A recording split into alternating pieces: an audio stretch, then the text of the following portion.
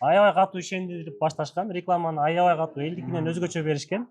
Биз ошол рекламасына аябай алдандык. Алганыбыздын себеби ошол болду.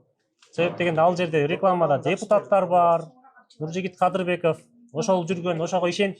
Ошон үчүн Нурланда жигиттер көп болсун, командаңарга береке, жолуңар ачык болсун.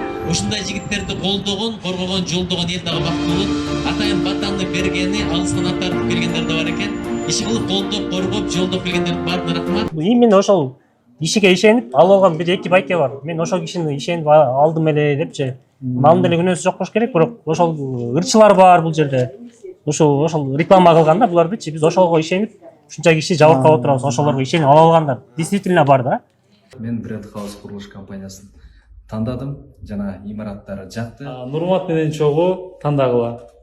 Бренд Хаус курулуш компаниясын мен тандадым. Жана мени Бренд Хаус курулуш компаниясы тандады. Тура. 9 этажда болом туугандар. 9 этажда. Жанындагын алсаңыздар. Дегенде мындай үй болот деп ишендириптир. 2023 бүтөт дегени. 23 4 квартал бүтөт деген. Азыр мына 25 жылдын 2 кварталы бүттү.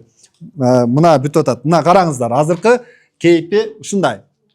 Бул бир объектисин 6 кабатка чейин көтөрүп койгон. Экинчиси мындай котлованда турат.